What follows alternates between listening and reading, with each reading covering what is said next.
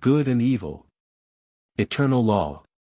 I also want to give you an explanation regarding this, for even the smallest doubt will prevent you from correcting the notion that evil was placed into the being by me. I did not create evil, but I have known since eternity that evil would prevail in the world of the fallen spirits. I have known since eternity that I would be regarded as the source of evil because I have always known what lies my adversary would use in the fight against me in order to prevent the return to me.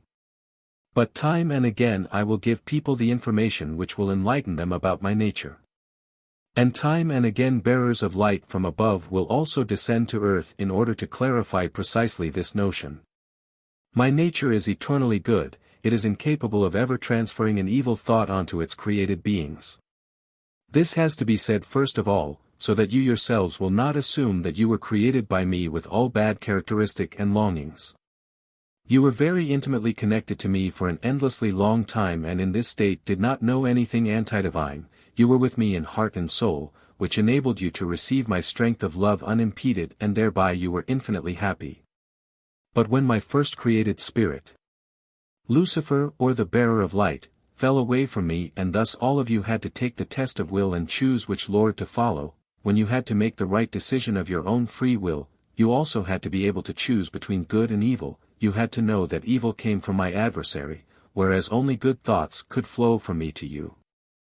Hence, I gave you light, the ability to differentiate between good and evil, and in this bright light you could have recognized the source of evil. I indeed put up with evil because it was necessary for your test of will, but I never approved of it. Consequently, the being also had to be able to satisfy a longing if it wanted it albeit it was an evil one, just as longing had to be inside the being for the purpose of being good, which has to be understood such that any longing can evolve, otherwise a decision could not be possible.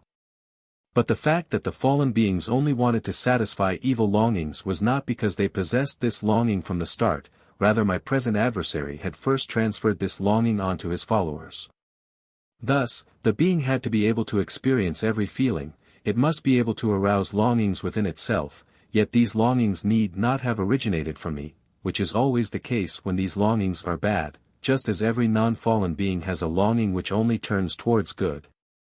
Thus use the word desire instead of longing, which is in fact the same, and you will understand that every feeling within the being originates from me but that the direction it takes is determined by every being itself.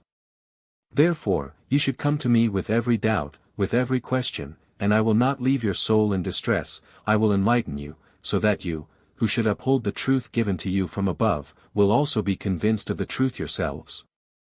For it is essential to rectify many more misconceptions even if you believe to have the truth, for nothing that is given to still imperfect human beings stays unchanged, no matter how pure it originated from above. Therefore, I reveal myself time and again anew in order to send the pure truth to earth, and therefore you can also accept everything without hesitation if you seriously examine it, for the pure truth from me has to have the effect that it will be recognized by those who receive it in the sincere desire for truth. Amen.